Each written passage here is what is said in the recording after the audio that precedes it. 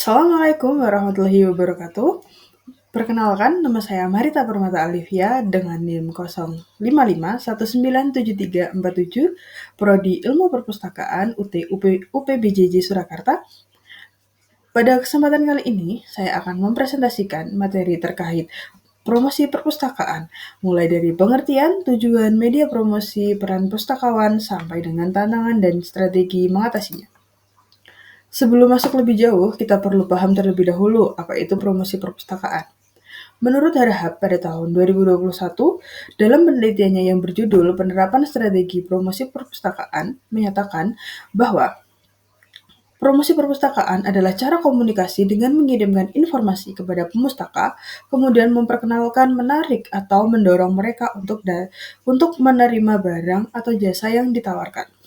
Jadi, sederhananya, promosi perpustakaan itu adalah upaya sadar dari perpustakaan untuk menyapa pengguna, memberitahu, di sini itu ada layanan ini loh, ada layanan itu loh, dan mengajak mereka supaya mau datang dan menggunakan layanan tersebut. Di era sekarang ini, promosi perpustakaan penting supaya perpustakaan tidak hanya menjadi ruang yang penuh buku, tetapi benar-benar menjadi ruang yang hidup dan dimanfaatkan oleh pemustaka. Masih di penelitian yang sama, menurut Harahap tahun 2021 maksudnya, tujuan utama promosi perpustakaan yaitu menginformasikan, mempengaruhi pemustaka, dan mengingatkan pemustaka tentang perpustakaan. Menginformasikan yang dimaksud yaitu memberikan informasi tentang keberadaan suatu barang atau layanan baru dan menjelaskan cara kerja layanan tersebut. Secara sederhana, perpustakaan memberikan informasi kepada pemustaka tentang keberadaan dan cara kerja layanan atau koleksi baru yang ada di perpustakaan. Selanjutnya yaitu mempengaruhi, merupakan kegiatan memberikan pengaruh kepada pemustaka tentang persepsi perpustakaan yang menyenangkan sehingga mendorong pemustaka untuk mengunjungi perpustakaan. Perpustakaan membangun kesan positif tentang perpustakaan, sehingga pemustaka tergorong untuk datang dan memanfaatkan perpustakaan dengan semaksimal mungkin. Selanjutnya yaitu mengingatkan kepada pemustaka terkait layanan yang digunakan, memiliki ciri khas yang berbeda dengan layanan lain, sehingga mendorong pemustaka untuk selalu datang ke perpustakaan. Mengingatkan pemustaka bahwa perpustakaan itu mempunyai ciri khas dan keunggulan tertentu, sehingga mereka ingin selalu datang kembali ke perpustakaan. Selanjutnya terkait media promosi. Media promosi yaitu alat yang digunakan sebagai sarana pada promosi perpustakaan. Menurut Harahap, tahun 2021, terdapat berbagai macam media dan bentuk promosi perpustakaan, yaitu diantaranya yang pertama ada media cetak. Contohnya yaitu surat kabar, koran, brosur, majalah, ataupun leaflet. Biasanya ini berisi informasi singkat tentang layanan atau kegiatan di perpustakaan. Selanjutnya, yaitu ada media elektronik yang sangat umum digunakan di era sekarang ini, seperti televisi, radio, website, atau sosial media.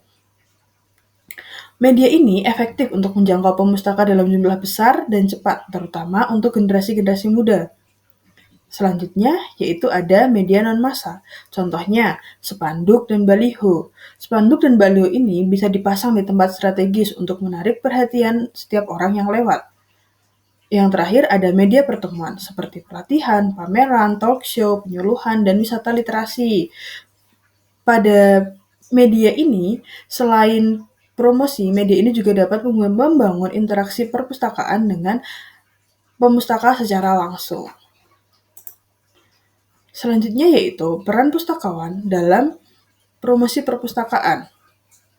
Dalam hal ini, promosi perpustakaan tidak akan berjalan efektif tanpa adanya peran dari pustakawan. Menurut Sari, tahun 2019 dalam penelitiannya yang berjudul Peran Pustakawan AI Artificial Intelligence sebagai strategi promosi perpustakaan perguruan tinggi di era revolusi 4.0, pustakawan memiliki beberapa peranan penting untuk promosi, di antaranya menjadi aktor kunci pengolahan dan layanan. Pustakawan adalah orang yang paling memahami koleksi dan layanan perpustakaan. Karena itu, pustakawan menjadi aktor kunci dalam menentukan apa yang perlu dipromosikan dan bagaimana cara penyampaiannya. Selanjutnya yaitu perencana program promosi berbasis teknologi. Pustakawan tidak hanya melayani sirkulasi, tetapi juga merancang program promosi, misalnya kampanye bedah buku, klub membaca, lomba, atau kampanye literasi. Mereka menyusun konsep, sasaran, dan bentuk kegiatan yang sesuai dengan kebutuhan pemustakanya. Kemudian, yang ketiga yaitu inovator layanan dan promosi. Di era digital ini, pustakawan juga dituntut untuk kreatif, misalnya membuat konten TikTok tentang tips menjadi referensi, membuat podcast tentang literasi, atau mengembangkan layanan berbasis teknologi seperti chatbot informasi perpustakaan. Kemudian, beradaptasi dan berkolaborasi dengan teknologi informasi. Pustakawan perlu melek teknologi, mulai dari mengelola website perpustakaan, mengoperasikan sistem otomasi, sampai mengelola akun sosial media perpustakaan. Pustakawan juga dapat berkolaborasi dengan bidang IT dan tim humas untuk melakukan kegiatan tersebut. Kemudian, selanjutnya yaitu perancang strategi promosi berbasis teknologi. Pustakawan berperan menyusun promosi jangka panjang, terutama yang memanfaatkan teknologi, strategi konten, sosial media, frekuensi upload, jenis konten, hingga cara membangun engagement dengan pemustaka. Yang terakhir yaitu adalah menjaga eksistensi dan daya tarik perpustakaan. Melalui promosi yang konsisten, pustakawan juga membantu eksistensi perpustakaan di tengah banyaknya sumber informasi lain. Tujuannya agar perpustakaan tetap dipandang relevan, bermanfaat, dan menarik untuk dikunjungi. Jadi, singkatnya, pustakawan tidak hanya penjaga buku, tetapi juga komunikator, kreator, konten, dan penggerak informasi di perpustakaan. Dalam praktiknya,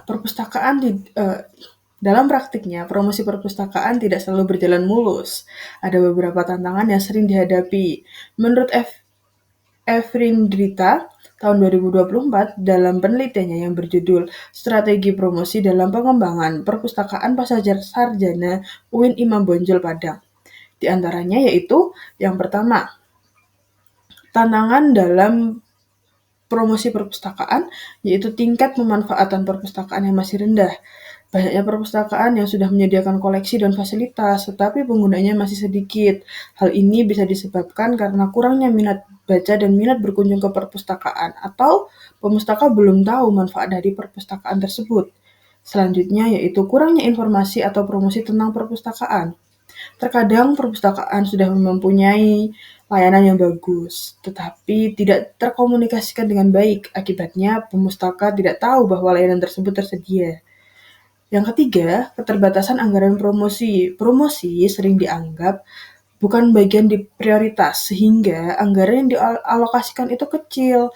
Ini membuat perpustakaan kesulitan membuat materi promosi yang lebih variatif dan mengadakan event-event besar. Kemudian yang keempat, keterbatasan SDM dan koordinasi. Tidak semua perpustakaan memiliki tim khusus tentang promosi. Pustakawan seringkali merangkap banyak tugas, sehingga promosi tidak bisa dilakukan secara optimal dan terencana. Kemudian, minimnya evaluasi strategi promosi.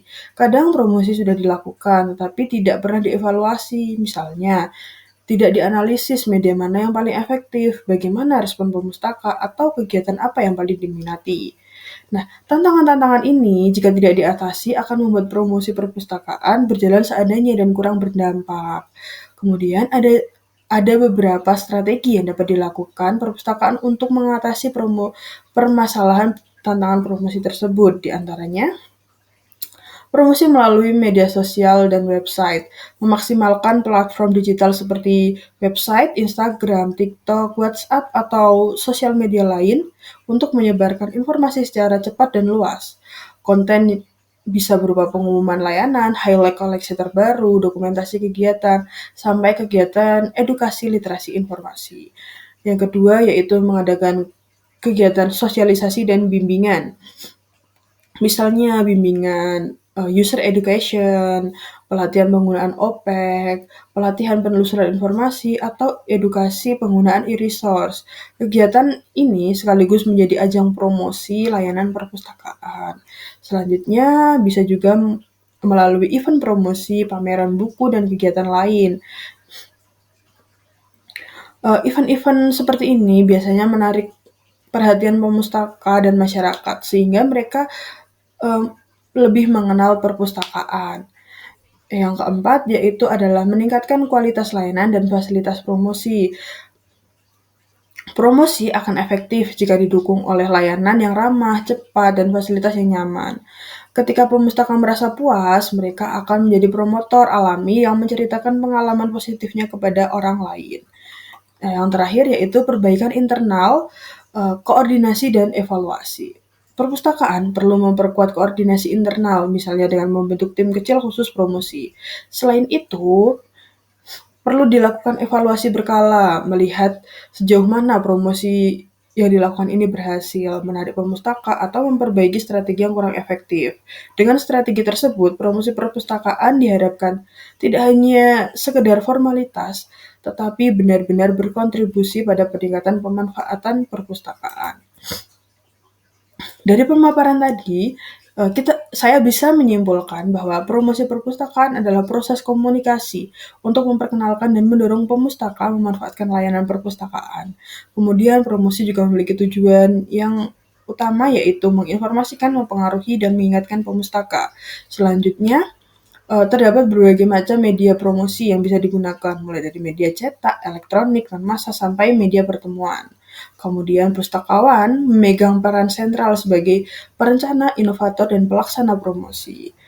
Yang selanjutnya ada beberapa tantangan yang dapat dihadapi, tetapi dapat diatasi dengan strategi yang tepat, termasuk pemanfaatan teknologi dan perbaikan internal. Sekian presentasi dari saya, ada kurang lebihnya saya mohon maaf. Sekian, terima kasih. Wassalamualaikum warahmatullahi wabarakatuh.